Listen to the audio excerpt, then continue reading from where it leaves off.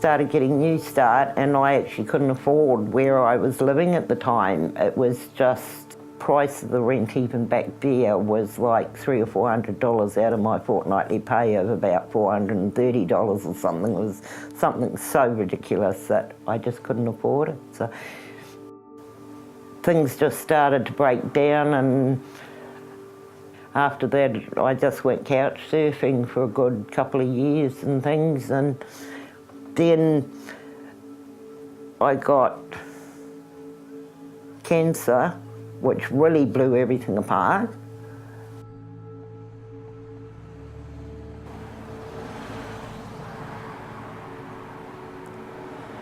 How I ended up on the streets?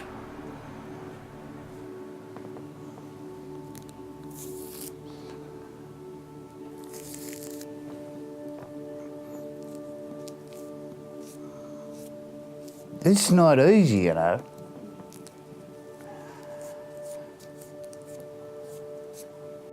And I was living up at Coffs Harbour, everything was going well. I'm not going to make a drama out of it, just quick and that. But I come from an alcoholic background. Seen a lot of violence anyway. My dad was a so-and-so woman basher. And I said, I'll never treat my kids like he's treated us. And he was a bad alcoholic. Met a nice woman, had 3 kids, everything going well. I was working. Got thrown off a roof, done my back in, couldn't work no more. Things weren't working up at Coffs Harbour. I started hitting the drink. And I was starting to get a bit verbal, smashing things. And I thought, hello, I'm turning out like my father. So I said, the best thing I'm going to do, I left my kids, packed my swag and walked out of the house, ended up in Central Station. This is about 20 years ago, maybe a bit longer, maybe a bit less. So I stayed on the streets. I couldn't work no more. Well, it was a matter of pride and principle. I hid it for years that I was on the streets, from my daughter and my sons. But the grapevine, they soon find out.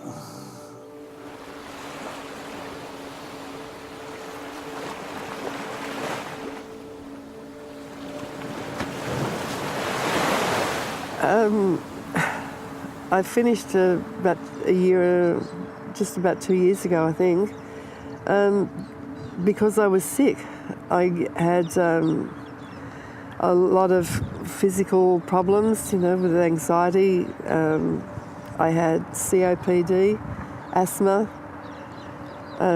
financial struggles, and it all started to gel into one big mould that I just couldn't climb over anymore.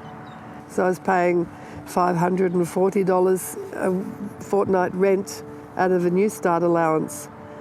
I ended up trying to survive.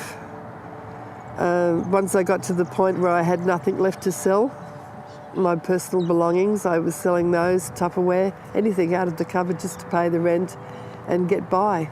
I just can't begin to explain the emotional, the financial, the personal and gut-wrenching strength that it takes to keep on going when you hit that wall. And I have hit it. Well, I got told that I have to look for a place at around about the $150 a week mark. In saying that,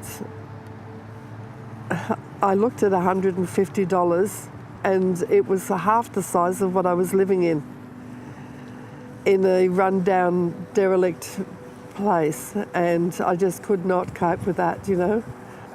I had a bit of a conflict going on with the people that were wanting me to do those sorts of things. And I explained that I can't, but I will go and have a look for a 2-bedroom place if I don't eat. And she said to me, what do you mean? And I said, I am left with $40 a week. That is for petrol, that's for food. After paying electricity, my phone, and my funeral plan, that's all I was left to have. So I would eat a lot of bread to fill me up. And so your hygiene and your health drops even lower. There is no uphill climb, it's a downhill spiral.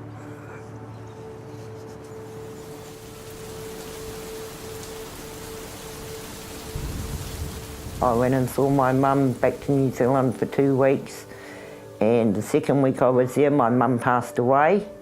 So I'd actually got some money from mum when the estate come through, and I thought, well, the only way I'm going to have my time to myself and all the rest of it was by the van. I used to drive and stay overnight somewhere close to where I had to go the next day, because of course after a while I was doing 1,000 k's a week some days, just through running backwards and forwards to things. And I mean, one of the things they tell you through that stage, through both your chemo and your radiation, is the one that makes you tired more. So sometimes it was a matter of, I got pulled up by the cops because I was all over the road one day, but it was just because I was tired. I just was going from A to B to get to somewhere I could park so I could have a sleep or something, and it just knocked everything out of you after a while. It just got... And when you get down sometimes and depressed and things, it's not so much that, as I say, even what people just basically looking at you, and you start thinking, well, what do they really think of me? I'm trying to get on with my life as best as I can right at this point, but what do people really think of me? Do they honestly see me as some down and out that lives literally on the streets? And well, you don't have much when you live on the street, even if you live in a van. You've still got not much.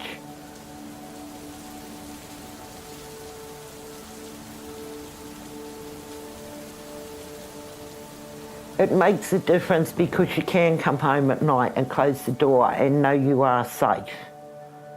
You know that you've got your little square where you can go home to. I'm slowly starting to get back to the stage where I think I'm getting myself at a better place. I'm doing it. I have to do it. I've got to do it. I've got to take one step at a time,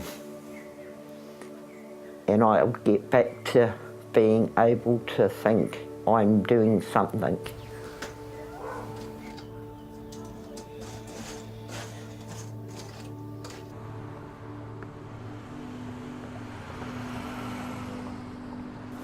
Well, I'm 64, and you know, it was all right a few years ago, but as you get older, you feel it better, you know, feel it worse, especially the weather. I mean, I've been here 14, 15 months ago, and this is a Hilton to me. So how did it feel when you got offered this place? It felt strange, especially when I got into a warm bed and a warm shower. I can have a shower. I don't have to keep one eye open laying in the park for some idiot to come up and rob you or bash you or kick the living daylights out of you, you know?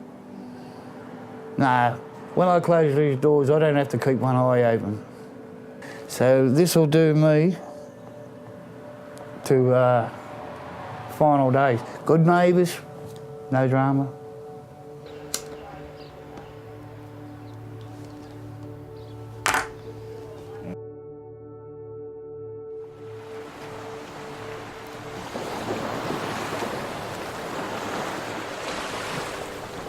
Can you share with us what it's been like living in temporary accommodation? What some of the challenges have been? It's not a home.